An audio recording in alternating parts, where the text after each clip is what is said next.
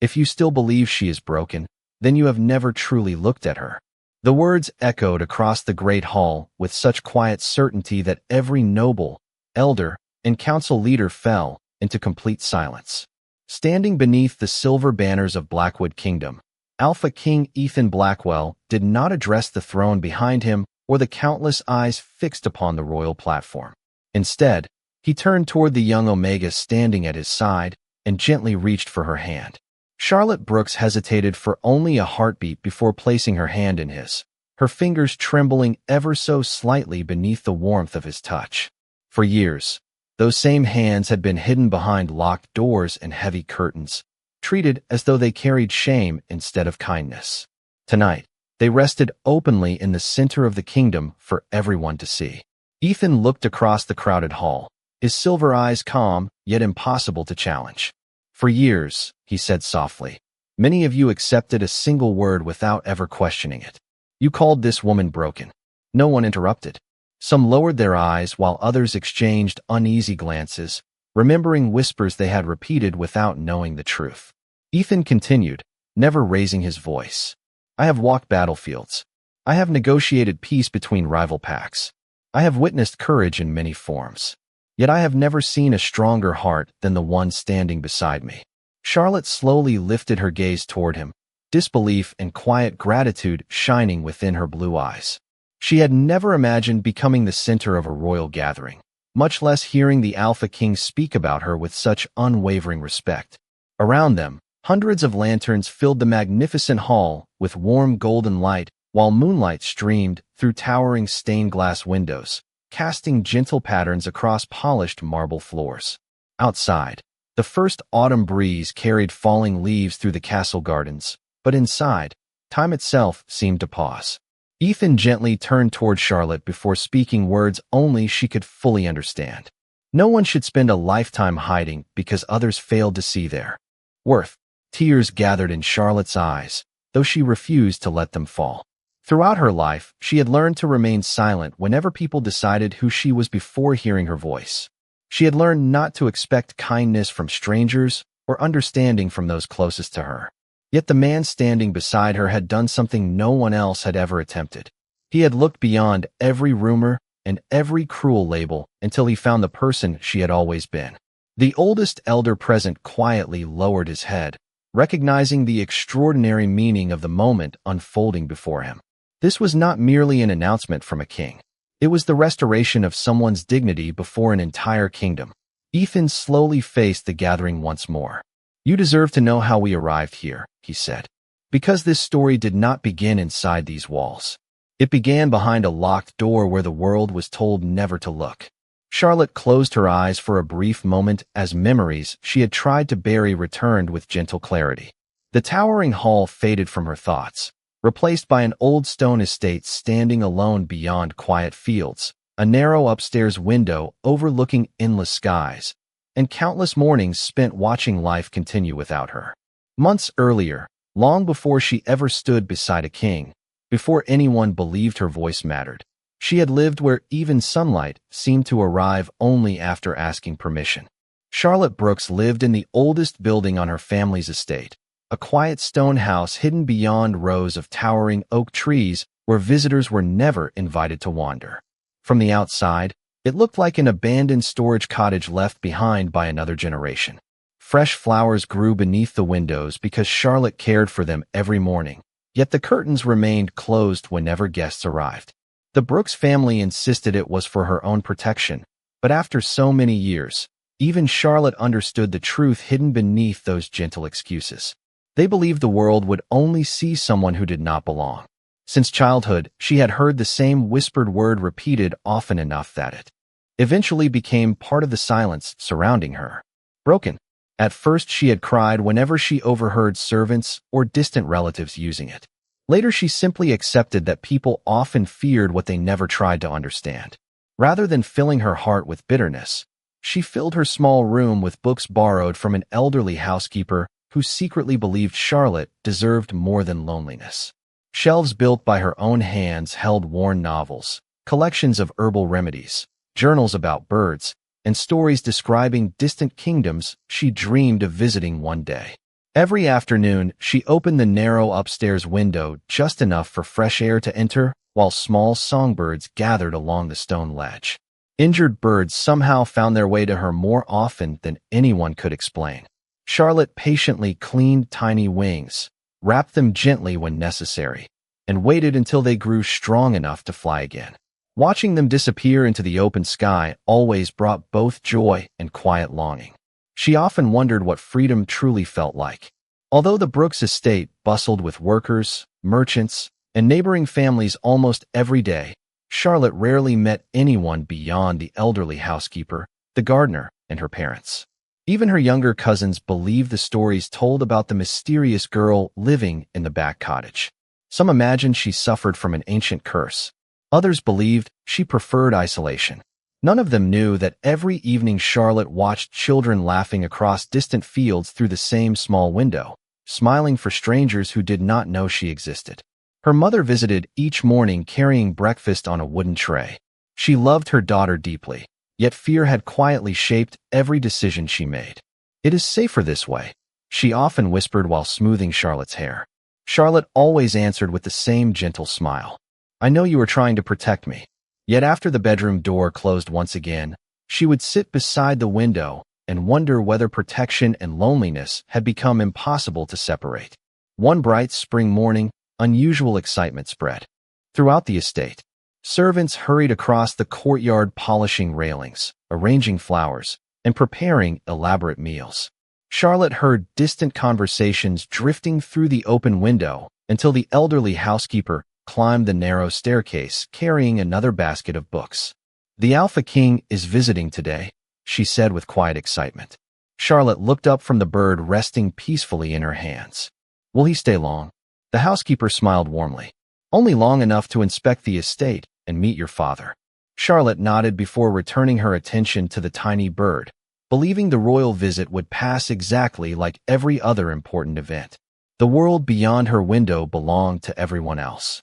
She never imagined that before the sun disappeared behind the western hills, a single unexpected knock upon the forgotten cottage door would change the course of her entire life forever.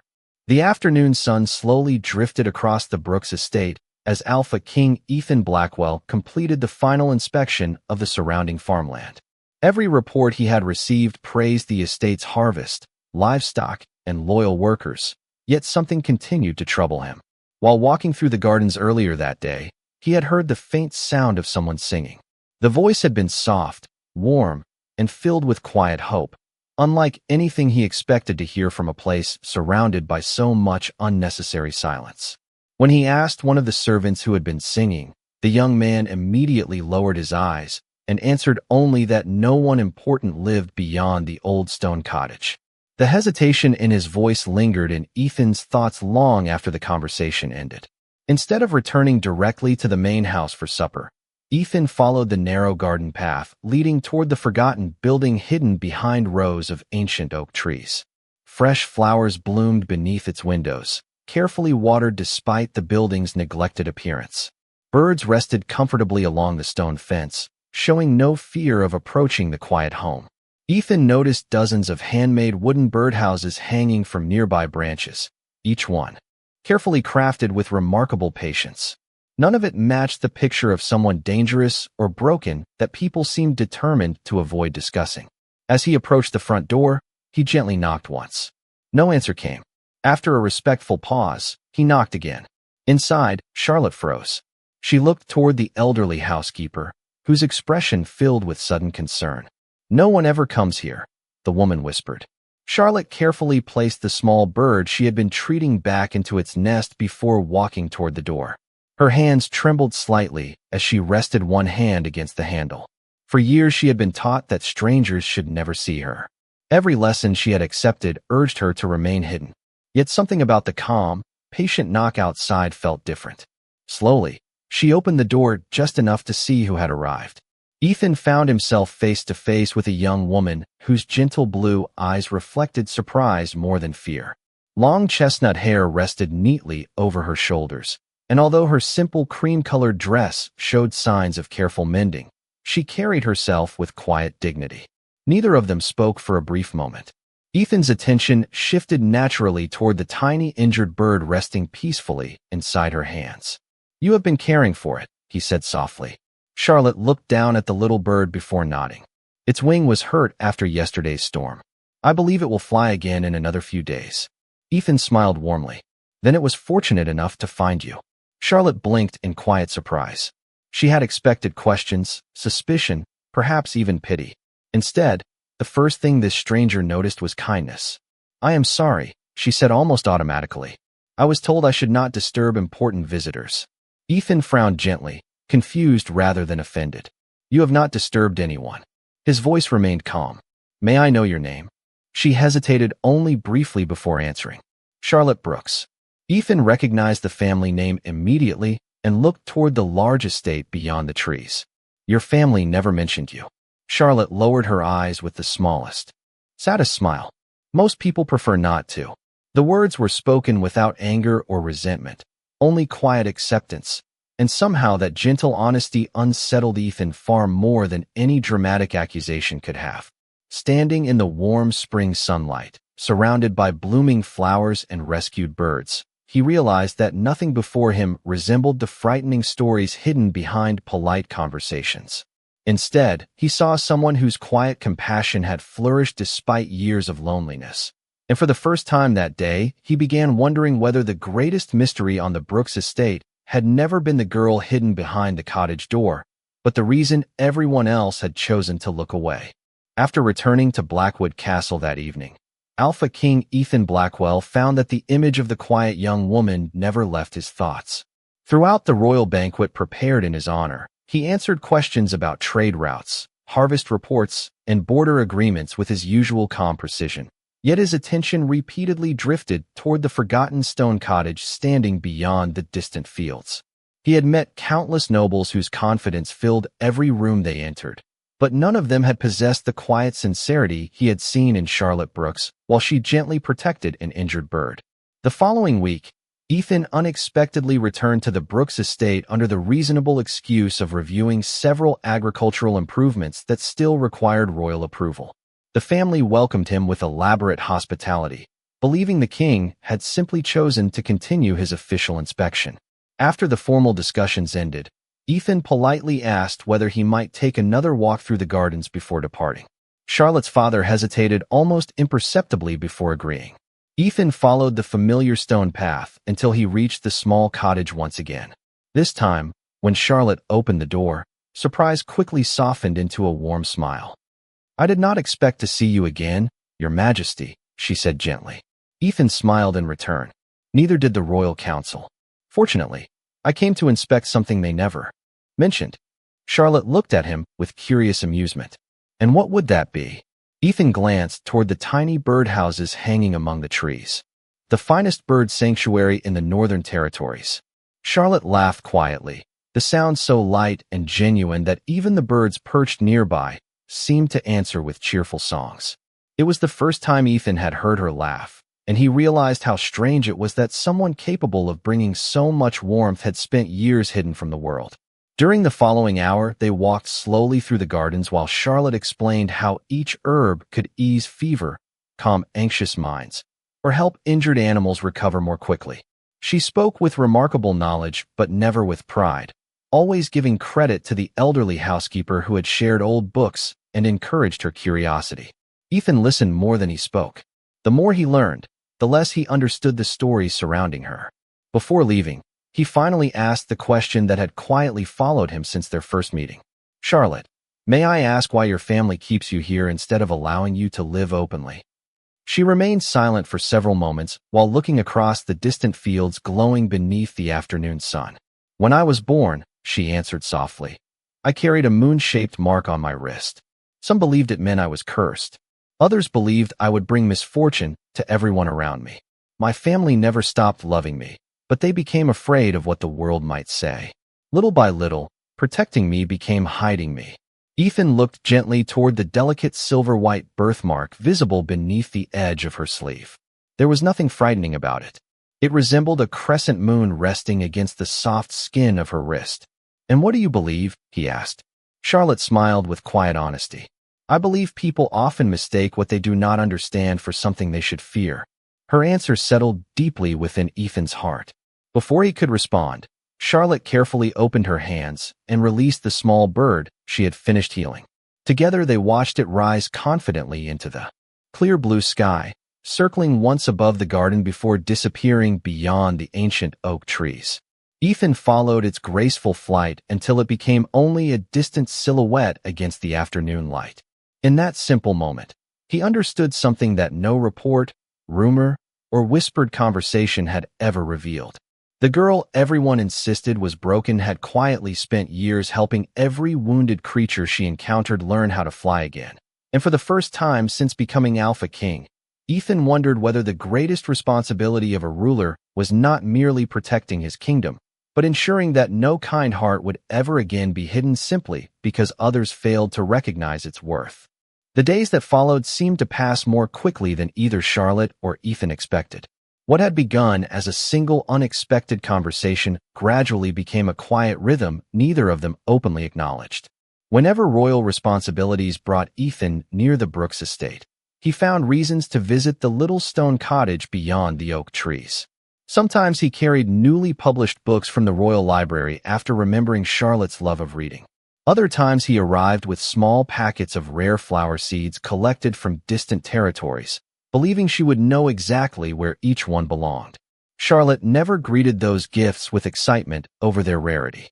Instead, she smiled because someone had remembered what brought her joy. Before long, the once-forgotten garden surrounding the cottage became more colorful than anyone on the estate could remember.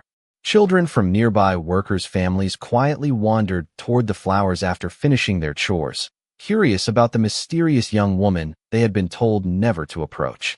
Charlotte welcomed them with patient kindness, teaching them how to plant herbs, recognize birds by their songs, and care for fragile seedlings without ever mentioning the loneliness that had shaped her own childhood. Ethan happened to arrive one afternoon, just as several children gathered around Charlotte beneath a large maple tree while she read aloud from one of the books he had brought her. There, laughter drifted across the fields like music carried by the spring breeze. None of the children looked frightened. None treated Charlotte as someone different. They simply saw a gentle woman who listened, encouraged, and believed every curious question deserved an answer. Ethan remained standing a short distance away, choosing not to interrupt. Watching Charlotte smile so naturally among people who had only recently met her made him wonder how much kindness the kingdom had unknowingly hidden from itself all these years. News of those quiet afternoons slowly reached Charlotte's parents. At first they worried that curious visitors might revive old rumors, yet every report they received surprised them instead. Workers spoke about Charlotte's generosity. Parents thanked her for inspiring their children to read more books and spend more time outdoors. Even elderly neighbors who had once avoided the cottage now stopped by carrying fresh bread or homemade preserves simply to enjoy peaceful conversation. The fearful whispers that had surrounded Charlotte for years gradually faded beneath genuine admiration. One evening, as the golden light of sunset settled across the estate, Ethan and Charlotte walked together through the garden while birds returned to their nests. Charlotte looked toward the fields where children waved goodbye before running home for supper. "I never imagined they would come here willingly," she admitted softly. Ethan smiled. Children notice kindness before they notice rumors. Charlotte lowered her eyes thoughtfully. "Do you ever wonder how different life might have been if someone had looked at me that way years ago?" Ethan answered without hesitation. "Perhaps, but I also believe your kindness survived because you never allowed someone else's fear to decide who you would become." Charlotte looked at him with quiet gratitude before gently brushing a fallen leaf from one of the young rose bushes they had planted together only weeks earlier. At that very moment, the oldest elder of the Northern Territories happened to arrive at the estate to deliver historical records requested by Ethan. As he greeted the family, his attention unexpectedly settled upon Charlotte's uncovered wrist. The crescent-shaped birthmark reflected the last rays of sunlight with an unusual silver glow. The elder's calm expression slowly changed into thoughtful astonishment. Without taking his eyes from the ancient symbol, he whispered almost to himself, "That mark was never a curse. It has appeared only in stories older than the kingdom itself." The elderly elder remained perfectly still, his eyes fixed upon the delicate crescent-shaped birthmark resting on Charlotte's wrist, as though he had just discovered a forgotten page of history brought back to life. The peaceful sounds of the evening garden gradually faded into silence while everyone waited for him to speak. Charlotte instinctively lowered her sleeve, embarrassed by the attention the mark had always attracted. Ethan gently placed a reassuring hand beside hers, not to hide the mark, but to let her know she no longer faced curious eyes alone. After taking a slow breath, the elder opened the weathered leather journal he had carried throughout his travels. Its yellowed pages contained hand-drawn illustrations and carefully preserved records dating back centuries before the founding of Blackwood Kingdom. He carefully turned several pages before stopping at an illustration of the very same crescent-shaped symbol. "Many generations ago," he said quietly, "this mark belonged to women remembered for bringing unity where fear once divided people. It was never described as a curse.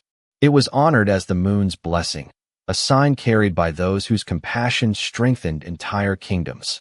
Charlotte stared at the faded illustration before looking back at her own wrist. "Then why did everyone believe it meant something terrible?" she asked softly. The elder smiled with quiet sadness.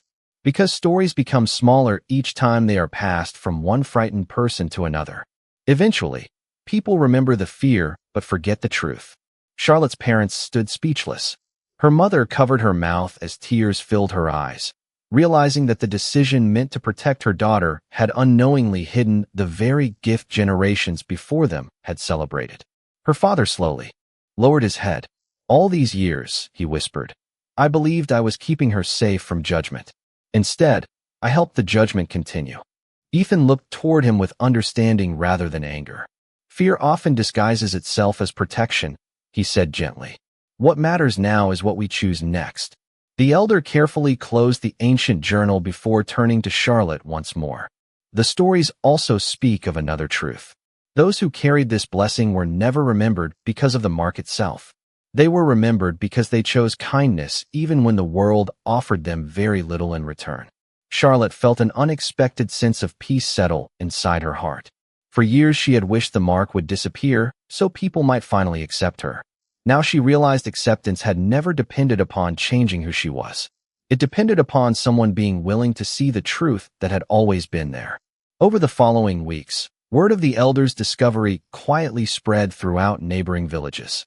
People who had once believed old rumors began visiting the cottage, not out of curiosity alone, but because they wanted to meet the woman whose kindness had inspired so many children and comforted so many families. Charlotte welcomed every visitor with the same gentle smile, never mentioning the years she had spent hidden away. Ethan often stood nearby, watching as strangers quickly became friends after only a few conversations with her. One peaceful afternoon, while helping Charlotte organize books inside the cottage, he noticed sunlight reflecting across her wrist as she reached for a worn volume resting on the highest shelf. The silver crescent seemed to shine more brightly than before. Charlotte laughed softly when she caught him looking. "It is only sunlight," she teased. Ethan smiled warmly but quietly shook his head. "No," he answered. "I think people are finally seeing what has been shining all along." At that moment, a royal messenger entered the garden carrying a sealed invitation bearing the crest of Blackwood Castle. The annual gathering of the Northern Packs would begin in only a few days, and for the first time in her life, Charlotte Brooks was being invited to stand before the entire kingdom, not as someone hidden from the world, but as someone the Alpha King wished everyone to meet. The morning of the gathering of the Northern Packs arrived beneath a cloudless autumn sky. And for the first time in her life, Charlotte Brooks stood before a mirror wearing a gown chosen not to hide her, but to celebrate who she was. The dress was simple ivory trimmed with soft silver embroidery, elegant without unnecessary luxury, reflecting the quiet grace that had always lived within her.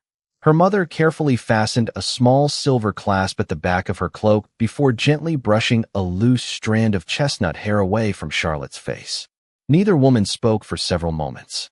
Finally, her mother whispered through grateful tears, "I spent so many years trying to protect you from the world that I forgot the world also deserved the chance to know you." Charlotte smiled softly before taking both of her mother's hands. "We both did what we believed was right. Today is not about yesterday. It is about what comes next." Outside, A royal carriage waited beneath rows of golden maple trees while Ethan stood beside it instead of remaining inside. As Charlotte stepped into the morning light, he offered a warm smile that immediately eased the nervousness she had quietly carried since receiving the invitation. "Are you ready?" he asked gently.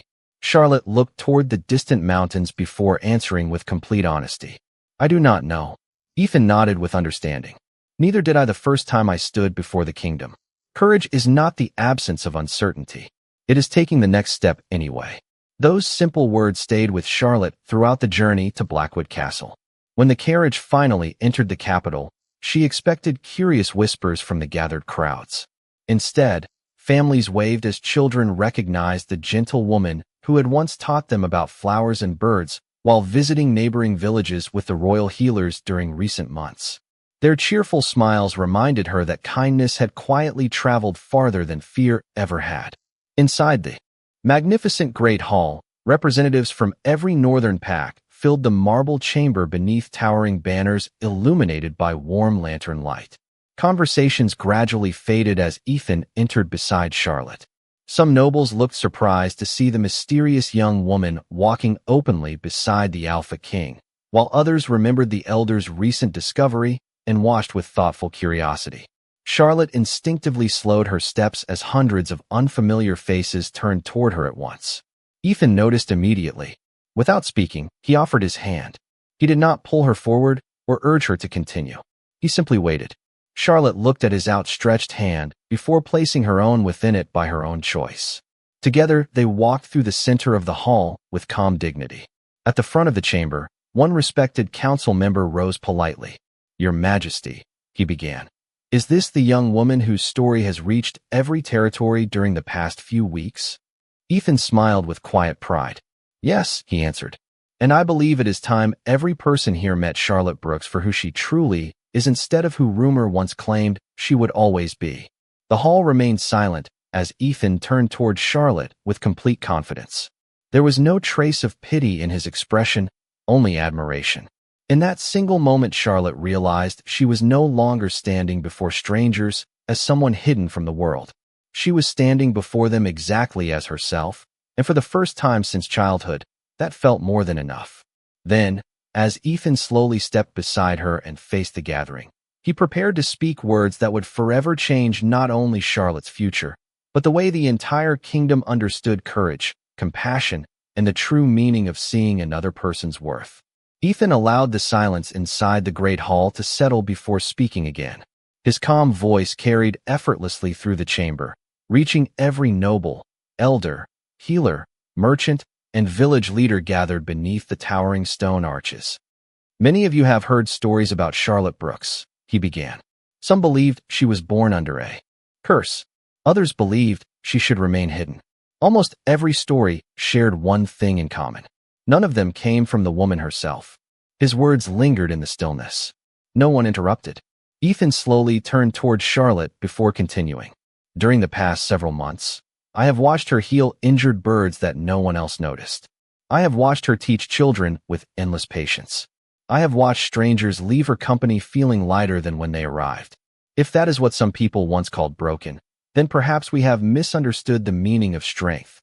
Quiet murmurs spread through the audience before fading once more. Charlotte felt hundreds of eyes upon her, yet instead of fear she experienced an unexpected sense of peace. The same hall that had once seemed impossibly overwhelming now felt filled with ordinary people, each carrying hopes and worries of their own.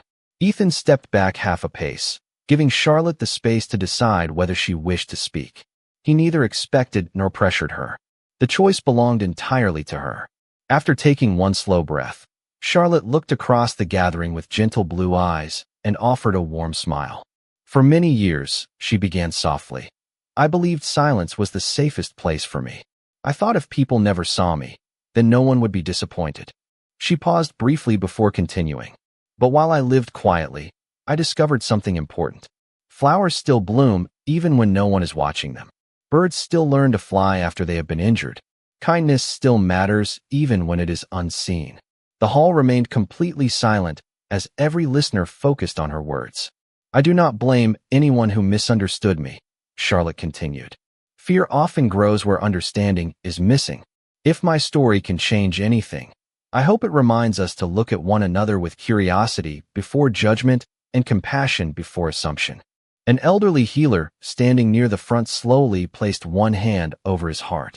Moments later, a village teacher followed. Then another elder. Gradually, people throughout the hall repeated the same quiet gesture until nearly everyone present stood united in respectful silence. Charlotte looked around in astonishment. She had expected questions. She had prepared herself for doubt. She had never imagined such quiet acceptance. Ethan watched the moment unfold with a grateful smile, knowing that no speech of his could have touched the kingdom as deeply as Charlotte's simple honesty. Near the back of the hall, Charlotte's parents stood side by side. Her father wiped away tears he made no effort to hide, while her mother smiled through quiet emotion. Finally, seeing her daughter welcomed by the world she had spent years trying to protect her from. The oldest elder then stepped forward carrying the ancient journal that had revealed the truth behind Charlotte's crescent mark. Closing the weathered cover gently, he addressed the gathering. History survives because every generation is given another opportunity to choose wisdom over fear. Today, all of us have been given that opportunity. Warm applause slowly filled the great hall, not loud or overwhelming, but sincere enough to echo beneath the high ceilings. Charlotte looked toward Ethan, her eyes shining with gratitude. He smiled back with quiet certainty, understanding that the greatest victory achieved that day was not changing the kingdom's opinion. It was giving one gentle heart the freedom to stand in the light without ever feeling the need to hide again. As the applause continued beneath the glow of countless lanterns, Ethan knew there was still one final promise he intended to make before everyone gathered inside Blackwood Castle. A promise that would forever bind Charlotte's future to the future of the kingdom itself. The warm applause gradually faded until peaceful silence once again filled the great hall of Blackwood Castle. Ethan Blackwell looked across the gathered families, elders, healers, and leaders before turning towards Charlotte Brooks with the same calm expression that had first welcomed her without judgment many months earlier. Slowly, he stepped forward and offered his hand once again. Charlotte smiled gently before placing her hand in his, no longer with uncertainty, but with quiet confidence born from finally knowing her own worth. Ethan faced the kingdom and spoke with steady conviction. Every generation leaves behind a story that teaches those who come after us who we chose to become. Let this be ours. Let it be remembered that we refuse to allow fear to speak louder than compassion. He paused briefly before continuing. Charlotte has reminded every one of us that dignity is never granted by titles, wealth, or reputation. It already exists within every person. Our responsibility is simply to recognize it. Throughout the hall, countless faces reflected quiet agreement. Many remembered repeating old rumors without questioning them. Others thought of neighbors they had misunderstood because they appeared different or lived quietly beyond the attention of the world. Charlotte stepped beside Ethan, looking across the gathering with peaceful gratitude. "If there is one thing I hope everyone remembers," she said softly, "it is that kindness grows wherever someone chooses to plant it. A single gentle word can become hope. A single act of understanding can change an entire life. Mine certainly did." Her voice carried naturally through the chamber, not because it was loud, but because every listener wanted to hear every word. The oldest elder slowly closed the ancient journal that had preserved the forgotten truth for generations. "Today," he declared warmly, "history has not repeated itself. It has healed itself." Gentle applause returned, stronger than before, filling every corner of the magnificent hall beneath shimmering lantern light. Charlotte turned toward her parents, standing among the guests. Her father walked forward first, his eyes filled with humble regret. "I cannot return the years we lost," he admitted quietly. "But I hope you will allow me to spend the years ahead seeing you as I should have from the very beginning."